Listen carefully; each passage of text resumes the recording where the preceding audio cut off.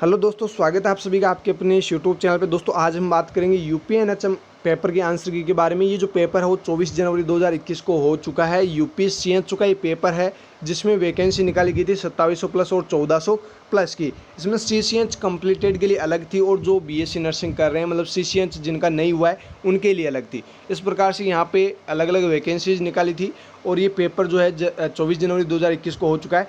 इस पेपर में टोटल हम 100 क्वेश्चंस डिस्कस करेंगे। उनमें से 50 क्वेश्चन आज हम डिस्कस करने वाले हैं और रिमेनिंग 50 क्वेश्चन हम नेक्स्ट वीडियो के अंदर डिस्कस करने वाले हैं। दोस्तों मैं अभी बता दूं आपको, यहाँ पे 30 question GK reasoning math science इनके होंगे और जो 20 क्वेश्चन होंगे आज के इस पार्ट के अंदर वो नर्सिंग के होंगे।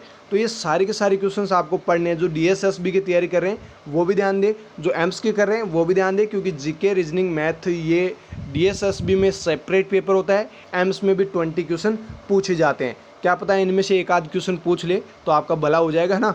तो यहाँ से आपको पढ़ना ही पढ़ना है। चलिए स्टार्ट करते हैं बिना टाइम वेस्ट के।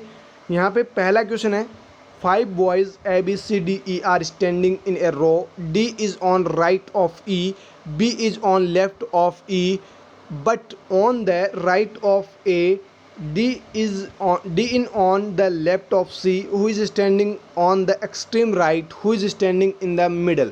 आपको यहाँ पे A B C D E 4 लड़के बताए गए, चारों का आपको यहाँ पे अरेंजमेंट बताया गया कि कौन किसके आगे पीछे कैसे खड़ा है ना। फिर आपको पूछा गया कि इनमें से बीच में कौन खड़ा है, आपको ये पूछा गया है। आप यहाँ पे पढ़िएगा, डी ई के दाईं ओर है, बी ई के बाईं ओर है, लेकिन ए के दाईं ओर है। मतलब यहाँ पे जो बी है वो ई के बाईं ओर है लेकिन ए के बाईं ओर है।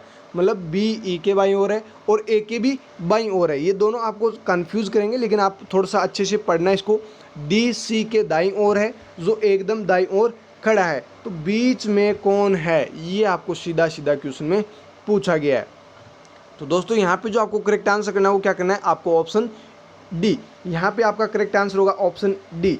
ई आपको यहाँ पे करेक्ट आंसर करना है, जो ई है वो बीच में खड़ा है, बाकी कोई से भी नहीं है। ऑप्शंस आप सेम एज इट इज़ ऐसे ही मिलने वाले, ऐसे आपको ऑप्शंस मिलेंगे, आप पढ़ते रहना। आपको इसका जो अगर आपको समझ में नहीं आई ये क्वेश्चन तो आप कमेंट करके ज़रूर पूछिएगा, आपको आंसर ज़रूर बताया जाएगा, क्योंकि ये थोड़ा लेंथी होगा अभी समझाने में, तो आपको वैसे अलग से बता दिया जाएगा।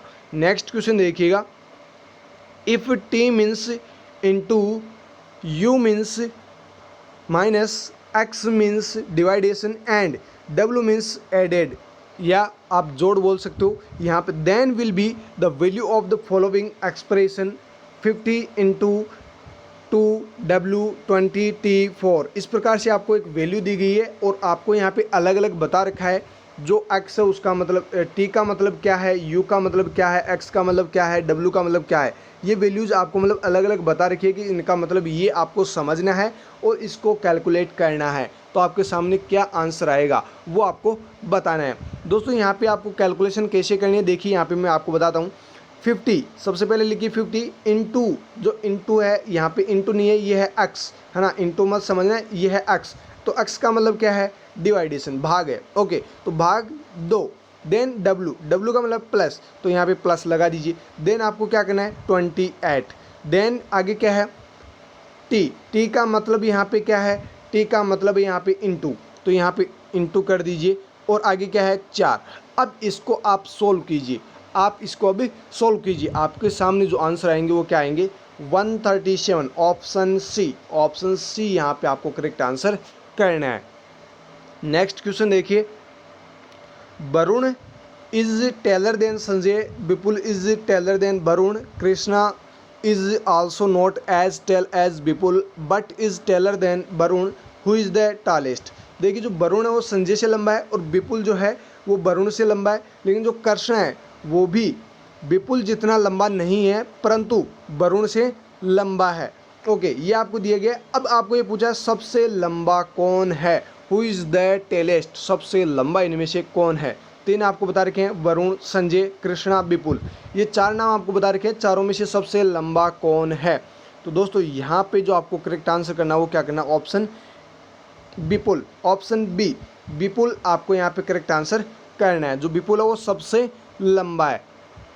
नेक्स्ट क्वेश्चन देखिए, इन ए सर्टेन कोड लैंग्वेज, यहाँ पे कोड लैंग्वेज का क्वेश्चन है। देखिए कोड लैंग्वेज का क्वेश्चन क्या है, मद्रास को Madras is written as DAMSAR, यानी कि मद्रास को DAMSAR के रूप में लिखा जाता है। तो आगे आपको क्या पूछा, how can Mumbai be written in the code language, जो मुंबई है उसको कैसे लिखा जाएगा। चलिए समझते हैं इसको, बिल्कुल शॉर्ट एंड स्वीट तरीका होता है इनका।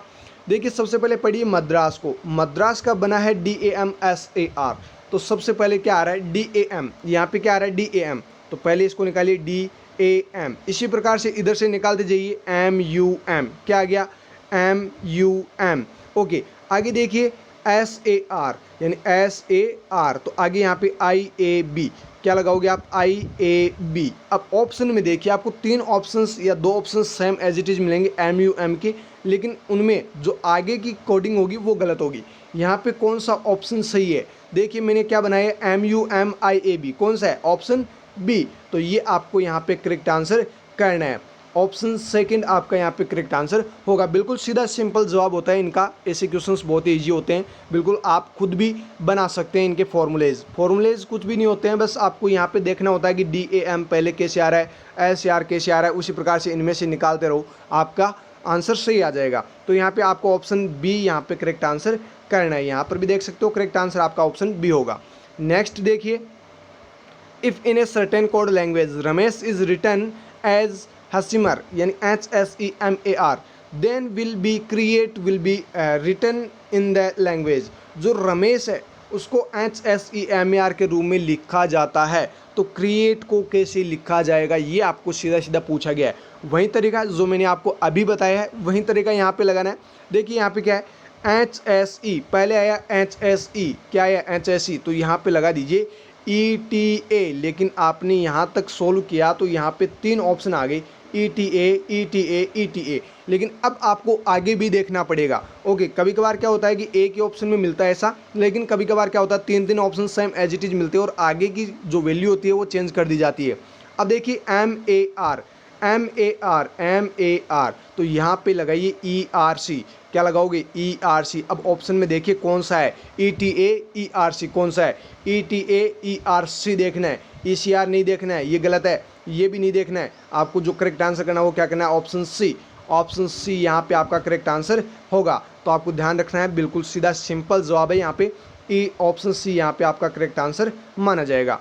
नेक्स्ट क्वेश्चन देखिए, arrange the following words according to English dictionary. आपको सीधा सिंपल जवाब और पूछा गया है, जो आपको वर्ड यहाँ पे दिए गए हैं उनको इंग्लिश डिक्शनरी के अकॉर्डिंग आपको करेक्ट, यानी कि सही क्रम में आपको व्यवस्थित करने हैं, करेक्ट आपको अरेंज करने हैं। ऑप्शंस क्या है यहाँ पे, जो वर्ड्स है वो कौन कौन से हैं, एपिसोड, एपिस्टाइल, एपिस्कोप एंड एपिग्राफ। दोस्तों आपको इंग्लिश डिक्शनरी के अकॉर्डिंग ही इनको अरेंज करना है। कैसे करेंगे आप, चलिए मैं आपको आंसर बताता हूँ। यहाँ पे ऑप्शंस आपको सेम एज इट इज़ दी जाएंगे। आपको यहाँ पे जो करेक्ट आंसर करना है वो क्या करना है ऑप्शन डी 4 3 1 2, इस प्रकार से आपको इंग्लिश डिक्शनरी के अकॉर्डिंग यहाँ पे अरेंज करने हैं। तो देखिए अब किस प्रकार से अरेंज करते हैं इनको, ये भी मैं आपको बता देता हूँ। सबसे पहले देखिए फोर्थ ऑप्शन एपीग्राफ, EPI, इनके अंदर क्या है, सभी के अंदर क्या है कॉमन है। अब आगे का वर्ड देखना है कि जो इंग्लिश डिक्शनरी के अंदर सबसे पहले आता है, उसी प्रकार से तो आप जचा पाओगे इनको। देखिए यहाँ पे जी सबसे पहले आता है, यहाँ पे है सी, यहाँ पे सॉरी यहाँ पे पहले एस, यहाँ पे एस है, यहाँ पर भी एस है, यहाँ पर भी एस है, तीनों में एस कॉमन है, लेकिन यहाँ पे जी है। तो सबसे पहले कौन सा आएगा जो फोर्थ ऑप्शन है वो सबसे पहले आएगा इंग्लिश डिक्शनरी के अंदर। उसके बाद कौन सा आएगा ऑप्शन थर्ड, कैसे आया एपिस्कोप, एस तीनों में कॉमन है, लेकिन यहाँ पे सी आ रहा है, एस के बाद में क्या आ रहा है सी आ रहा है, लेकिन यहाँ पे टी आ रहा है, टी बहुत बाद आता है, ओ भी बहुत बाद आता है, लेकिन सी पहले आता है, तो ये आ गया। उसके बाद आ गया कि नहीं आया। देन उसके बाद देखिए ऑप्शन फर्स्ट एपिसोड, यहाँ पे टी है, टी से पहले क्या आता है ओ आता है, क्या आता है ओ आता है, तो यहाँ पे ऑप्शन फर्स्ट पहले आएगा कि नहीं आएगा। उसके बाद जो सेकंड ऑप्शन है वो आएगा। इस प्रकार से आपको अरेंजमेंट करना है, बिल्कुल सीधा सिंपल जवाब है और बिल्कुल सीधा सिंपल यहाँ पे क्वेश्चन आपको पूछा गया है। तो ऐसे क्वेश्चंस अब आपके गलत नहीं होने चाहिए, मैंने आपको बता दिया, इसी प्रकार से आपको अरेंज करने हैं। नेक्स्ट क्वेश्चन देखिए, a woman said to a man that daughter of your only sister is the sister of my husband, what is the relation of man sister to the women. देखिए एक महिला है जो पुरुष को कह रही है कि आपकी जो एकमात्र बहन है उसकी पुत्री मेरे पति की बहन है। पुरुष की बहन का महिला से क्या संबंध है। जो महिला उस पुरुष को कह रही है कि आपकी जो एकमात्र बहन है उसकी पुत्री मेरे पति की बहन है, तो उसका रिलेशन उस महिला से क्या होगा, उस बहन का। तो यहाँ पे जो आपको करेक्ट आंसर करना है वो क्या करना है, सास, मदर इन लॉ यानी कि वो उसका रिलेशन होगा क्या होगा, तो वो बताना आपको सास, यानी ये क्या है, सास बहू है। ओके, नेक्स्ट क्वेश्चन देखिए, a man walks 6 kilometre south, turn left and walk 4 kilometre, again turn left and walk 5 kilometre, which direction is the facing now. बिल्कुल सीधा सिंपल जवाब आपको यहाँ पे पूछा गया है। देखिए एक आदमी है जो 6 किलोमीटर साउथ की तरफ चलता है, यानी दक्षिण की तरफ चलता है, फिर वो बाईं ओर मुड़ जाता है, वो लेफ्ट मुड़ जाता है, और फिर वो 4 किलोमीटर चलता है, उसके बाद वो फिर से वो लेफ्ट की ओर मुड़ता है और वो 5 किलोमीटर फिर से चलता है। अब आपको पूछा है कि उसका चेहरा कौन सी दिशा में होगा। तो यहाँ पे दोस्तों आपको जो करेक्ट आंसर करना है वो क्या करना है, ऑप्शन बी, नॉर्थ। जो अभी चल रहा है 6 किलोमीटर चला, 4 किलोमीटर चला, फिर 5 किलोमीटर चला, उसका जो चेहरा है अभी वो नॉर्थ यानी उत्तर दिशा में है। यहाँ पे करेक्ट आंसर देख लीजिए, नॉर्थ। बाकी आपको समझ में नहीं आए तो आप कमेंट करके ज़रूर पूछिएगा, मैं आपको रेशनल के साथ में बता दूंगा, लेकिन यहाँ पे बहुत ज़्यादा टाइम लग जाएगा, इसलिए मैं यहाँ पे आपको डायरेक्ट आंसर बता रहा हूँ।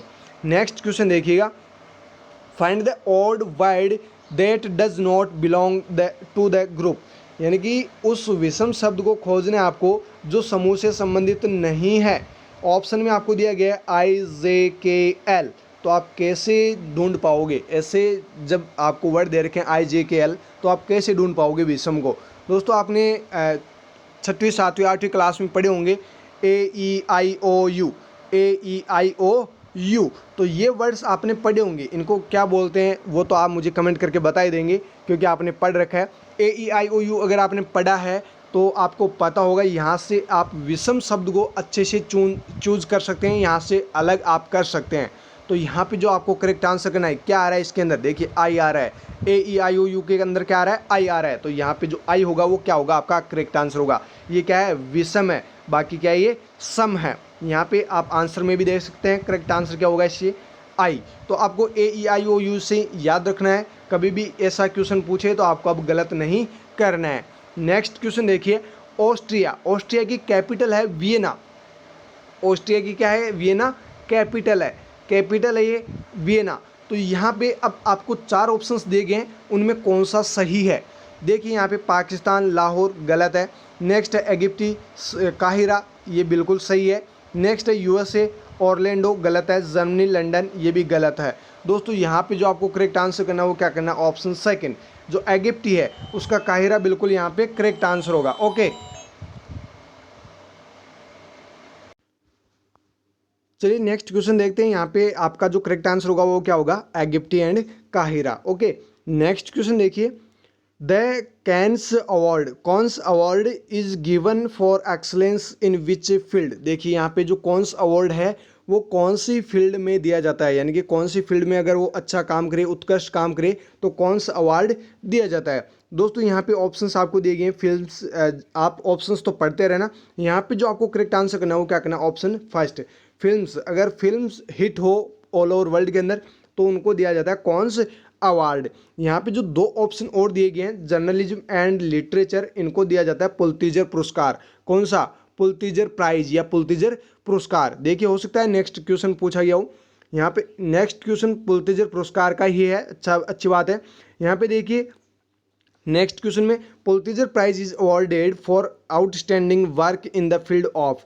जो पुलित्जर पुरस्कार है वो कौन सी फील्ड में दिया जाता है, यानी अच्छा काम करे, कौन सी फील्ड में अच्छा काम करे जहां पर पुलित्जर प्राइज या पुलित्जर पुरस्कार दिया जाता है। तो ये मैंने आपको बता दिया है, जर्नलिज्म एंड लिटरेचर, यहाँ पर भी होगा literature and journalism, option C आपका यहाँ पे करेक्ट आंसर होगा। नेक्स्ट क्वेश्चन देखिएगा,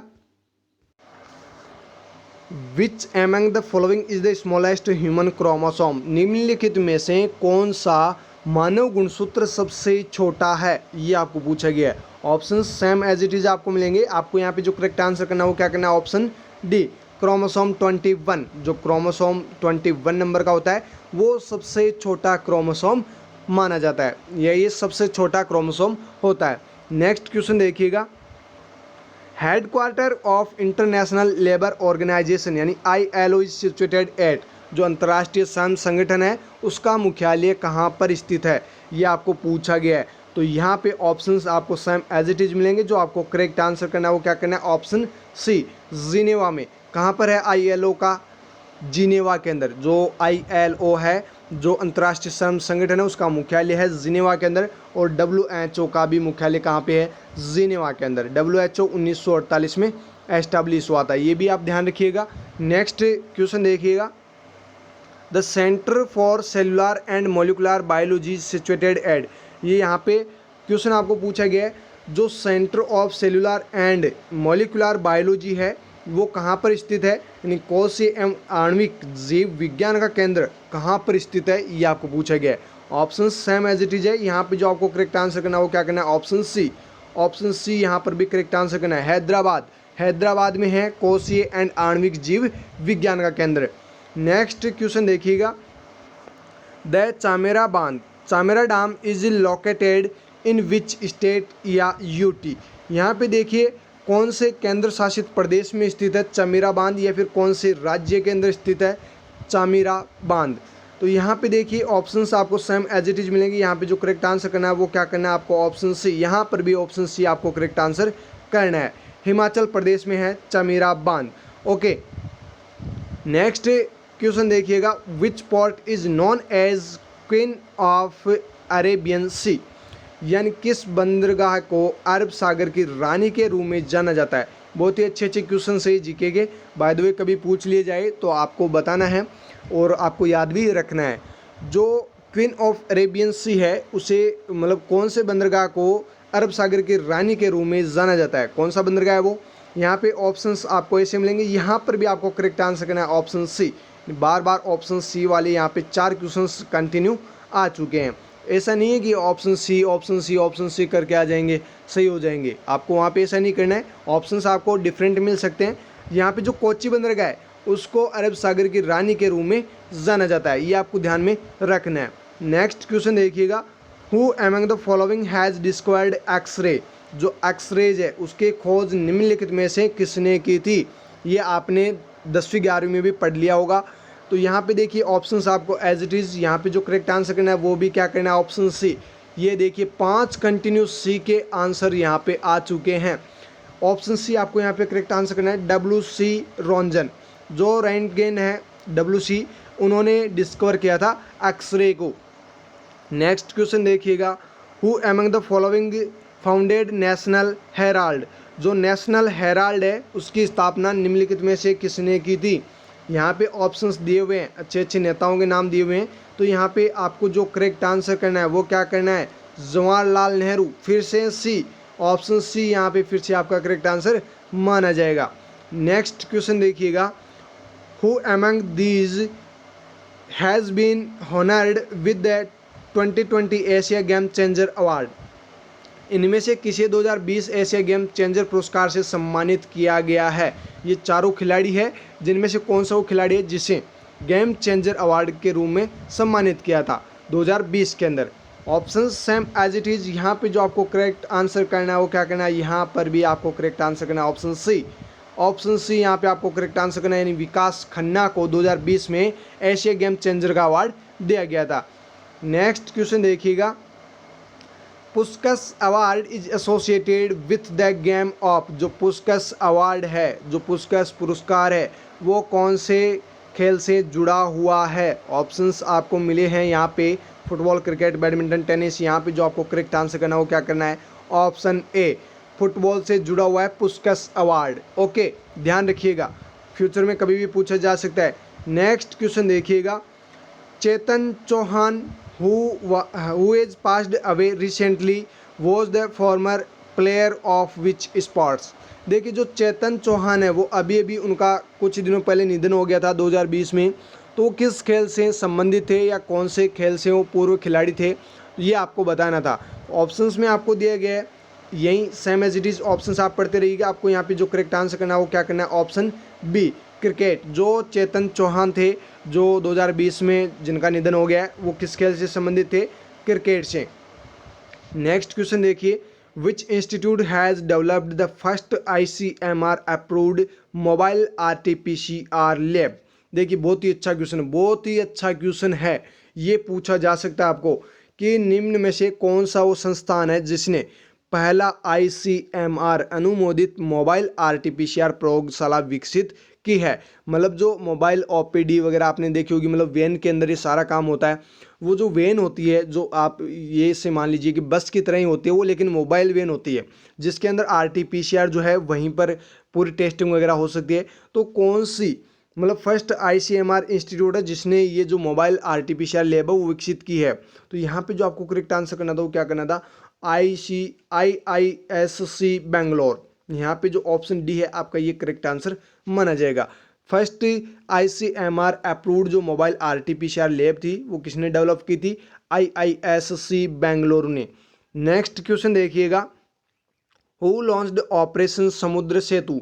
समुद्र सेतु जो ऑपरेशन है वो किसने लॉन्च किया था, किसने शुरुआत की थी इसकी, ऑपरेशन समुद्र सेतु की? ऑप्शन देखिए, यहाँ पे ऑप्शंस तो ऐसे ही मिलेंगे, आपको जो करेक्ट आंसर करना है वो क्या करना है? ऑप्शन बी, इंडियन नेवी, भारतीय नौसेना। यहाँ पे समुद्र है तो सीधी सी बात है नौसेना ही करेगी ऑपरेशन भी। तो ऑपरेशन जो समुद्र सेतु है वो कौन किसने स्टार्ट किया था? वो किया था इंडियन नेवी ने। नेक्स्ट क्वेश्चन देखिए, Ananda is a digital application launched by which organisation recently? जो आनंदा है वो एक प्रकार के संगठन की क्या है? एप्लीकेशन है, जो डिजिटल एप्लीकेशन है जिसको किसने ऑर्गेनाइज किया है? अभी अभी ये आनंदा नाम से जो है, आनंदा नाम से जो एप्लीकेशन बनी है वो रिसेंटली किसने ऑर्गेनाइज किया था? ये आपको पूछा गया है। ऑप्शंस आपको ऐसे मिलेंगे, यहाँ पे जो करेक्ट आंसर करना वो क्या करना है? ऑप्शन फर्स्ट, LIC ने एक एप्लीकेशन लॉन्च की थी आनंदा, याद रखिएगा, पूछा जा सकता है। नेक्स्ट क्वेश्चन देखिए, which country has topped the global economic freedom index 2020? जो ग्लोबल इकोनॉमिक फ्रीडम इंडेक्स है 2020 का, उसके अंदर सबसे ऊपर रहने वाली यानी टॉप कंट्री कौन सी थी? ये आपको पूछा गया है। Option same as it is मिलेंगे, यहाँ पे जो आपको करेक्ट आंसर करना है वो क्या करना है? Option B, Hong Kong. Hong Kong global economic freedom index के अंदर सबसे ऊपर यानी फर्स्ट जो रैंक मिली थी वो किसको मिली थी? हांगकांग को। 2020 की बात हो रही है। यहाँ पे नेक्स्ट क्वेश्चन देखिए, which country has recently joined the IMF has its 190th members? यानी कि वो कौन सी कंट्री है हाल ही में IMF के 190वें सदस्य के रूप में कौन से देश को शामिल किया गया है, या कौन सा देश जो है वो शामिल हुआ है? ये आपको पूछा गया है। IMF का सदस्य बना है अभी भी। तो यहाँ पे जो आपको करेक्ट आंसर करना है वो क्या करना है? Option A, Andorra. एंडोरा एक देश है जो अभी भी IMF 2020 में ही IMF के साथ में जुड़ा है। नेक्स्ट क्वेश्चन देखिए, which country hosted of 12th BRICS summit in 2020? 2020 का जो ब्रिक्स सम्मेलन हुआ था 12वां, वो कौन से देश ने होस्ट किया था, कौन से देश में आयोजित हुआ था? ऑप्शन आपको मिले हैं यहाँ पे, करेक्ट जो आंसर आपको करना है वो करना ऑप्शन ए, रसिया या रूस। आप यहाँ पे करेक्ट आंसर कर सकते हो, रूस में हुआ था 12th जो ब्रिक्स सम्मेलन हुआ था वो। नेक्स्ट क्वेश्चन देखिएगा, the ministry of housing and urban affairs यानी MOHUA has partnered with which food tech company to take street vendors online? आवास एवं शहरी मामलों के मंत्रालय ने स्ट्रीट फूड विक्रेताओं को ऑनलाइन लाने के लिए किस फूड टेक कंपनी के साथ साझेदारी की है? कौन सी वो फूड टेक कंपनी है जिसके साथ में साझेदारी की है? ऑप्शन आपको यहाँ पे दिए गए हैं, यहाँ पे जो करेक्ट आंसर आपको करना है वो क्या करना है? Option A, Swiggy. Swiggy company के साथ में साझेदारी की है। और बहुत ज़्यादा एड भी आते हैं स्विगी के, आप जो भी मैच वगैरह देखते हैं या फिर कुछ भी आप देखते हैं तो वहाँ पे जो ऐड आते हैं वो किसके आते हैं? स्विगी के आते हैं। बहुत ज़्यादा स्विगी के जो ऐड है वो आ रहे हैं। नेक्स्ट क्वेश्चन देखिएगा, India's first sandalwood museum has been unveiled in which city? यानी कि भारत के पहले चंदन संग्रहालय का अनावरण किस शहर में किया गया है? ये आपको पूछा गया है। भारत के पहले चंदन संग्रहालय का अनावरण किस शहर में किया गया है? 4 शहरों के आपको नाम दिए हुए हैं, तो कौन सा होगा यहाँ पे करेक्ट आंसर? वो होगा ऑप्शन ए, मैसूर। यहाँ पे देखिए फिर से कंटिन्यू ए ऑप्शन के आंसर्स आ रहे हैं। नेक्स्ट क्वेश्चन देखिए, यहाँ पे जो 30 क्वेश्चन है वो कंप्लीट अपने हो चुके हैं जीके रीजनिंग मैथ के। अब हम जो पढ़ेंगे वो पढ़ेंगे डोमेन स्पेसिफिक क्वेश्चन, यानी कि जो नर्सिंग सब्जेक्ट है अपने, वो क्वेश्चंस अभी आ चुके हैं। ये बहुत इंपॉर्टेंट होंगे आपके एग्जाम के लिए। वैसे तो DSSB एम्स और जो UPCHU के एग्जाम होने वाले हैं उनमें ये क्वेश्चंस भी इंपॉर्टेंट होंगे और ये भी होंगे। देखिए यहाँ पे पहला क्वेश्चन क्या है, the various methods of intrapartum fetal monitoring include all except. यहाँ पे जो इंट्रापार्टम जो फिटल मॉनिटरिंग की जाती है उसके सभी मेथड्स होते हैं अलग अलग, एक को छोड़कर। एक मेथड नहीं है, बाकी सभी है जो इंट्रापार्टम फिटल मॉनिटरिंग हम कर सकते हैं। फर्स्ट देखिए, फिटल स्कैल्प स्टिमुलेशन टेस्ट बिल्कुल कर सकते हैं। नेक्स्ट है फिटल पल्स ऑक्सीमीटर, ये भी कर सकते हैं। नेक्स्ट है फिटल ब्लड सैंपलिंग, ये भी करते हैं। ब्रेक्सटन हिक कॉन्ट्रैक्शन ये गलत है, ये नहीं करते हैं इसके अंदर। बाकी जो इंट्रापार्टम फिटल मॉनिटरिंग है उसके लिए फिटल स्कैल्प स्टिमुलेशन टेस्ट भी करते हैं, पल्स जो फिटल पल्स ऑक्सीमीटर है वो भी करते हैं, और जो फिटल ब्लड सैंपलिंग है वो भी करते हैं। तो यहाँ पे जो करेक्ट आंसर आपका क्या होगा, ऑप्शन डी। नेक्स्ट क्वेश्चन देखिएगा, during active management of labour injection ergometrine is contraindicated in which of the following condition. जब आप एक्टिव मैनेजमेंट कर रहे हैं लेबर का, उस दौरान अर्गोमेट्रिन जो इंजेक्शन दिया जाता है वो कौन सी कंडीशन के अंदर कॉन्ट्रा इंडिकेटेड होता है, कौन सी वो कंडीशन है जिसमें अर्गोमेट्रिन इंजेक्शन नहीं देना चाहिए। एक्टिव लेबर के दौरान अर्गोमेट्रिन इंजेक्शन दिया जाता है, लेकिन ऐसी वो कौन सी कंडीशन है जिसमें ये कॉन्ट्रा इंडिकेटेड होता है, मतलब ये नहीं दिया जाना चाहिए। ऑप्शंस आपको दिए गए हैं, primigravida, severe eclampsia, next prolonged labour, next none of the above. यहाँ पे जो आपको करेक्ट आंसर करना है वो क्या करना है, ऑप्शन सेकंड, ऑप्शन बी यहाँ पे आपको करेक्ट आंसर करना है। सीवियर इक्लेम्पसिया अगर उस महिला को हो रखा है तो वहाँ पे इंजेक्शन अर्गोमेट्रिन बिल्कुल भी नहीं देना है, ये आपको ध्यान रखना है। नेक्स्ट क्वेश्चन देखिए, the fetal movement felt by the mother is called. देखिए यहाँ पे बहुत ही अच्छा क्वेश्चन पूछा गया, बार बार ये क्वेश्चन पूछा जाता है। सबसे पहले आपको जो नर्सिंग के सब्जेक्ट के जो क्वेश्चंस पूछे जा रहे हैं उनमें सबसे पहले OBG के सब्जेक्ट के क्वेश्चंस यहाँ पे पूछे जा रहे हैं। देखिए, fetal movement felt by the mother is called, जो पहली बार माँ जो अपने भ्रूण की हलचल महसूस करती है उसे क्या कहते हैं, जो फर्स्ट मूवमेंट होते हैं उन्हें क्या कहते हैं। ऑप्शन आपको फर्स्ट दिया गया है Braxton Hick contraction, next quickening, next Goodell sign, next Hegar sign. तो ये साइन तो बिल्कुल भी नहीं है, ब्रेक्सटन हिक कॉन्ट्रैक्शन भी नहीं है। यहाँ पे जो आपको करेक्ट आंसर करना है वो क्या करना है, ऑप्शन सेकंड क्विकनिंग यहाँ पे आपका करेक्ट आंसर होगा। और ये कब होते हैं, 18 वीक के ऊपर, 18 वीक पे होते हैं क्विकनिंग। क्विकनिंग का मतलब होता है फर्स्ट फिटल मूवमेंट जो मदर फील करती है। ओके, नेक्स्ट क्वेश्चन देखिए, fetal tachycardia is caused due to all of the following factors except. जो फिटल टेकिकार्डिया है, मतलब जो भ्रूण है उसमें टेकिकार्डिया की कंडीशन सभी डेवलप कर सकते हैं, मतलब सभी इसके पॉजिटिव एजेंट मान लीजिए या फिर कॉज मान लीजिए, एक को छोड़कर एक्सेप्ट से आपको क्वेश्चन पूछा गया है। एक वो कौन सा ऑप्शन है जो फिटल टेकिकार्डिया नहीं करता है, बाकी सारे के सारे क्या करते हैं, फिटल टेकिकार्डिया करते हैं। First maternal and fetal anaemia, next maternal and fetal infection, next severe fetal hypoxia, next fetal compromise. यहाँ पे जो आपको करेक्ट आंसर करना है वो क्या करना है, option C severe fetal hypoxia. ये एक ऐसी कंडीशन है जो फिटल टेकिकार्डिया कोज नहीं करता है। बाकी मैटरनल और फिटल एनीमिया हो जाए तो फिटल टेकिकार्डिया 100% होगा। मैटरनल एंड फिटल इन्फेक्शन हो जाए तो उसकी वजह से भी फिटल टेकिकार्डिया होगा। फिटल कॉम्प्रोमाइज हो रहा है तो उसकी वजह से भी फिटल टेकिकार्डिया होगा, लेकिन सीवियर फिटल हाइपोक्सिया की वजह से नहीं होता है। नेक्स्ट क्वेश्चन देखिए, fetal blood sampling is contraindicated in which of the following condition. जो फिटल ब्लड सैंपलिंग लेते हैं वो कॉन्ट्रा इंडिकेटेड होती है, कौन सी ऐसी कंडीशन डेवलप हो जाए जिसमें फिटल ब्लड सैंपलिंग मतलब कॉन्ट्रा इंडिकेटेड होती है। फिटल ब्लड सैंपलिंग नहीं लेनी चाहिए, ऐसी वो कौन सी कंडीशन है वो आपको बतानी है। ऑप्शन में आपको दिया गया है, फर्स्ट है HIV पॉजिटिव वुमेन, नेक्स्ट है thick meconium stained liquor, next atypical and abnormal tracing और electronic fetal monitoring, next all of the above. यहाँ पे ऐसे ऑप्शंस आते हैं ना तो यहाँ पे बच्चे पहुँच जाते हैं 50% ऑल ऑफ द अबव के ऊपर। 50% बच्चे direct all of the above देखा और डायरेक्ट यहाँ पे टिक कर देते हैं और आपका आंसर क्या हो जाता है, गलत हो जाता है। तो ऐसे भी आपको नहीं करना है। यहाँ पे जो आपको करेक्ट आंसर करना है वो क्या करना है, HIV positive women.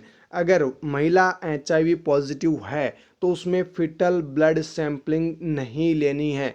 Foetal blood sampling contraindicated होती है, किसमें, HIV पॉजिटिव वुमेन के अंदर। बाकी इनके अंदर HIV जो फिटल ब्लड सैंपलिंग है वो कर सकते हैं। नेक्स्ट क्वेश्चन देखिए, a family planning measure to using a diaphragm और डच कैप इज कॉल्ड। जो फैमिली प्लानिंग के रूम में यूज लेते हैं डायफ्राम और डच कैप, ये किसके उदाहरण हैं? तो ये आपको पूछा गया है, ये कौन से मेथड है, आपको ये पूछा गया है। ऑप्शन में देखिए, फर्स्ट है natural method, next barrier method, next है intra uterine contraceptive device, next calendar method. दोस्तों यहाँ पे जो आपको करेक्ट आंसर करना है वो क्या करना है, ऑप्शन बी बैरियर मेथड। जो डच कैप एंड डायफ्राम है वो कौन से मेथड है, बैरियर मेथड है, याद रखिएगा बैरियर मेथड है। नेक्स्ट क्वेश्चन देखिए, एनी ब्लीडिंग फ्रॉम और into the genital tract after the period of viability but before the birth of the baby is called. देखिए यहाँ पे एनी ब्लीडिंग, कोई भी ब्लीडिंग जेनिटल ट्रैक्ट से हो रही है, कब, after period of viability, viability के पीरियड के बाद में। यहाँ पे आप अच्छे से पढ़िए हिंदी को, बहुत ही अच्छे से समझ में आएगा आपके। जीवन क्षमता की अवधि के बाद या बच्चे के जन्म से पूर्व जो ब्लीडिंग हो रही है, जो ब्लीडिंग जेनिटल ट्रैक्ट से हो रही है या उससे किसी भी रक्तस्राव को निम्न में से क्या कहते हैं, तो इसे कहते क्या है, ये आपको पूछा गया है। तो यहाँ पे ऑप्शंस बिल्कुल दिए गए हैं और बिल्कुल सीधा सिंपल आपको जवाब यहाँ पे देना था। बिफोर बर्थ, बिफोर बर्थ, यहाँ पे जो ब्लीडिंग हो रही है उसे क्या कहेंगे, antepartum haemorrhage, intrapartum haemorrhage, postpartum haemorrhage and all of the above. तो यहाँ पे जो आपको करेक्ट आंसर करना है वो क्या करना है, एंटीपार्टम हेमरेज, यानी बच्चे के जन्म से पहले जो ब्लीडिंग हो रही है उसे क्या कहते हैं, एंटीपार्टम हेमरेज। जब बच्चा डिलीवर हो रहा होता है उस दौरान जो ब्लीडिंग होती है उसे कहते हैं इंट्रापार्टम हेमरेज, यानी ये हो गया ड्यूरिंग, और ये हो गया आफ्टर बिफोर, यहाँ पे ये हो जाएगा आफ्टर, यानी बाद में होता है तो वो क्या कहलाता है, पोस्टपार्टम। यहाँ पे जो आपको करेक्ट आंसर करना है वो क्या करना है, ऑप्शन ए। यहाँ पे थोड़ा सा स्मॉल हो गया, चलिए फिर से देख लेते हैं यहाँ पे कहाँ पे, ये देखिए ऑप्शन ए यहाँ पे आपको करेक्ट आंसर करना है, एंटीपार्टम हेमरेज यहाँ पे आपको करेक्ट आंसर करना है। तो ये भी आपको ध्यान रखना है, जो इंट्रापार्टम हेमरेज है वो क्या है, ड्यूरिंग होगा, मतलब दौरान होगा, और जो पोस्टपार्टम वो क्या होगा, आफ्टर होगा, बाद में होगा। नेक्स्ट क्वेश्चन देखिए, the clinical features of first stage of labour includes all except, यहाँ पे फिर से एक्सेप्ट से क्वेश्चन पूछा गया है। जो फर्स्ट स्टेज ऑफ लेबर है उसके सारी के सारी क्या क्लिनिकल फीचर्स है, एक को छोड़कर। ऑप्शन में देखिए, first effacement of cervix, next contractions every 3 to 5 minute, next minimal descent of presenting part, next sudden gush of vaginal bleeding. यहाँ पे जो आपको करेक्ट आंसर करना वो क्या करना, option D sudden gush of vaginal bleeding. ये जो फर्स्ट स्टेज ऑफ लेबर है इसका फीचर नहीं है, इसके अंदर इंक्लूड नहीं किया गया।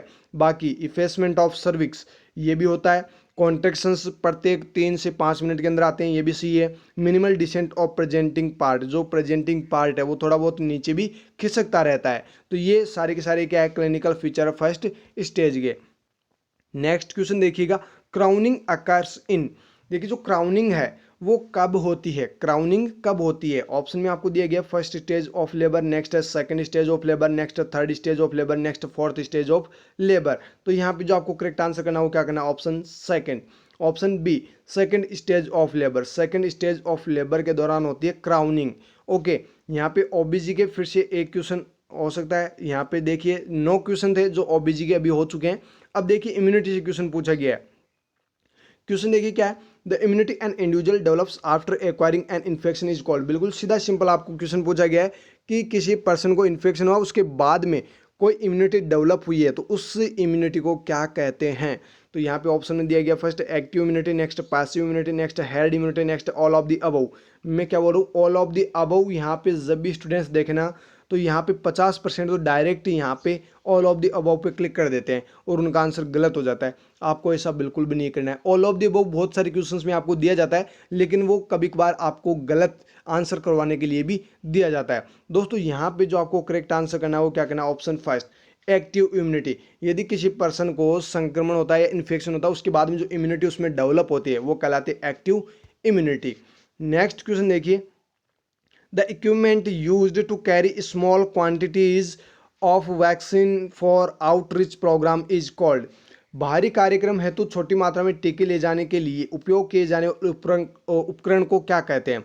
आपने देखा होगा जो आशा होती है वो वैक्सीन लेके आती है और घर घर ले जाके जैसे पोलियो वगैरह ड्रॉप वगैरह पिलाते हैं, तो वो जो होता है उसका नाम ही तो आपको पूछा गया, वो जो इंस्ट्रूमेंट है उसका नाम ही तो आपको पूछा गया है कि एक छोटा सा वो इक्विपमेंट कौन सा है जिसके अंदर वैक्सीन ले जाते हैं। ओके, तो यहाँ पे देखिए option first walk in freezer गलत है, वॉक इन कूलर ने ये भी गलत है, वैक्सीन कैरियर ये बिल्कुल सही है, नेक्स्ट आइस पैक्स ये भी गलत है। वैक्सीन कैरियर्स के अंदर ही होते हैं आइस पैक्स। तो जो वैक्सीन कैरियर है वो एक प्रकार का इंस्ट्रूमेंट होता है जिसमें टीके ले जाए जाते हैं, यानी वैक्सीन को ले जाई जाती है और घर घर पिलाई जाती है या फिर बच्चों को इम्यूनाइज किया जाता है। नेक्स्ट क्वेश्चन देखिए, the major cause of nutritional blindness in children usually between the age of 1 to 3 years is called.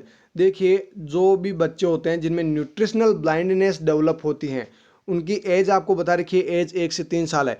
अगर 1 से 3 साल के बीच में जो बच्चे हैं उनको अगर न्यूट्रिशनल ब्लाइंडनेस हो रही है तो उसका मुख्य कारण क्या है, ये आपको पूछा गया है, यानी कौन सा है जो इसका मुख्य कारण है।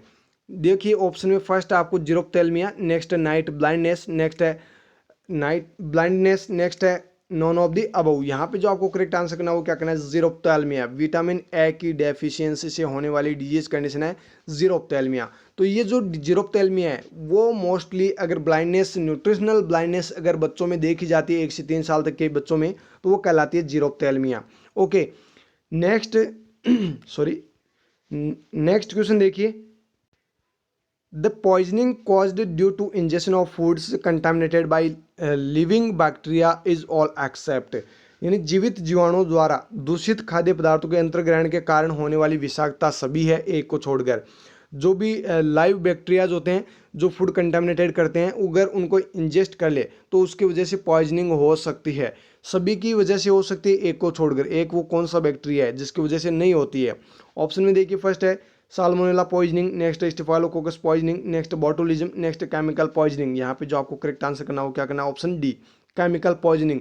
ये किसी प्रकार का कोई लाइव बैक्टीरिया नहीं है, लेकिन साल्मोनेला पॉइजनिंग अगर साल्मोनेला बैक्टीरिया पॉइजन होता है तो उसकी वजह से हो सकता है, इस पर स्टेफाइलोकोकस पॉइजनिंग हो सकती है, बॉटुलिज्म की वजह से हो सकती है, लेकिन केमिकल पॉइजनिंग की वजह से नहीं होती है। नेक्स्ट क्वेश्चन देखिएगा, वेरिसेला वैक्सीन इज ए। देखिए जो वेरिसेला वैक्सीन है वो किस प्रकार की वैक्सीन है, टाइप आपको पूछा गया है कि किस टाइप की वैक्सीन है। और मैंने आपको बताया है अभी प्रीवियस जो पार्ट मैंने आपको बताया था एमपी सीएचओ के एग्जाम में, सॉरी जो पंजाब सीएचओ का एग्जाम हुआ था उसके अंदर मैंने आपको बताया था हीट सेंसिटिव, लाइट सेंसिटिव, इस प्रकार से कुछ क्वेश्चंस आपको पूछे गए थे। वहाँ पे मैंने आपको बताया था कि ये लाइव वैक्सीन है। देखिए ऑप्शन देखिए, फर्स्ट है killed vaccine, next live attenuated vaccine, next है immunoglobulin, next all of the above. यहाँ पे जो आपको करेक्ट आंसर करना है वो क्या करना है, लाइव एटेन्यूएटेड वैक्सीन। जो वेरिसेला वैक्सीन है वो क्या है, लाइव एटेन्यूएटेड वैक्सीन है। नेक्स्ट क्वेश्चन देखिए, route of administration of measles vaccine is. ये वैक्सीन से तो बहुत सारे क्वेश्चन पूछे जाते हैं, मतलब 5-6 क्वेश्चन तो हर एक एग्जाम में पूछे जाते हैं। जो मिजल्स वैक्सीन है उसका रूट आपको पूछा गया है कि कहाँ से इसको एडमिनिस्टर करवाते हैं।